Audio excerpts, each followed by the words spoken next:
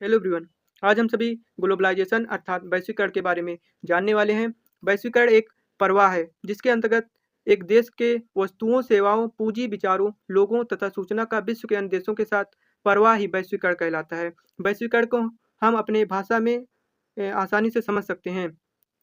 अपने देश के बाजारों को विश्व के अन्य देशों के बाजारों के साथ जोड़ देना ही वैश्वीकरण कहलाता है। वैश्वीकरण एक मल्टी डायमेंशनल अर्थात बहुआयामी प्रक्रिया है। इसके विभिन्न आयाम होते हैं, जैसे पॉलिटिकल डायमेंशन अर्थात राजनीतिक आयाम तथा इकोनॉमिक डायमेंशन अर्थात आर्थिक आयाम तथा कल्चरल डायमेंशन अर्थात सांस्कृतिक आयाम होते हैं। राजनीतिक डायमेंशन के कई सारे सकारात्मक तथा नकारात्मक प्रभाव होते हैं। अगर इसके नकारात्मक प्रभाव को देखें तो इससे राज्य की संप्रभुता शक्ति अर्थात सॉवरेनिटी पावर कमजोर होती है, क्योंकि एक देश विश्व के अन्य देशों को ध्यान में रखकर अपने डिसीजन लेता है। क्योंकि वैश्वीकरण के कारण प्रत्येक देश दूसरे देशों पर डिपेंड होते हैं तथा इसके सकारात्मक प्रभाव को देखें तो युद्ध की संभावना कम होती है। जैसे हम भारत और चाइना का एग्जाम्पल ले सकते हैं। चाइना बहुत अधिक मात्रा में वस्तुओं सेवाओं का एक्सपोर्ट भारत में करता है, तो यह चाइना कभी नहीं चाहेगा कि भारत और चाइना के रिलेशन खराब हों। तथा अगर हम वैश्वीकरण के आर्थिक डायमेंशन को देखें तो इसके नकारात्मक प्रभाव, जैसे इससे इकोनॉमिक इनक्वालिटी अर्थात आर्थिक असमानता आती है, क्योंकि वर्ग संघर्ष उत्पन्न होता है, जिससे अमीर और अमीर तथा गरीब और गरीब होता जाता है, क्योंकि वैश्वीकरण की विचारधारा ही पूंजीवाद पर टिकी हुई है।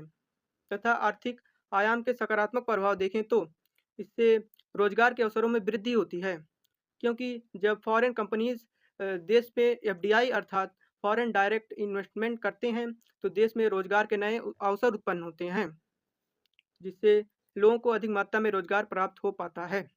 तथा कल्चरल डायमेंशन के नकारात्मक प्रभाव को देखें तो इससे सांस्कृतिक समरूपता उत्पन्न होती है।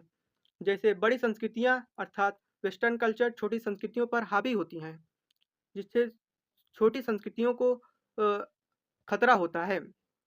जैसे हम एग्जांपल ले सकते हैं मैकडोनाल्डीकरण अर्थात अमेरिका का मैकडोनाल्ड बर्गर, जो आज पूरे विश्व में खाया जा रहा है, यह वैश्वीकरण का ही प्रभाव है।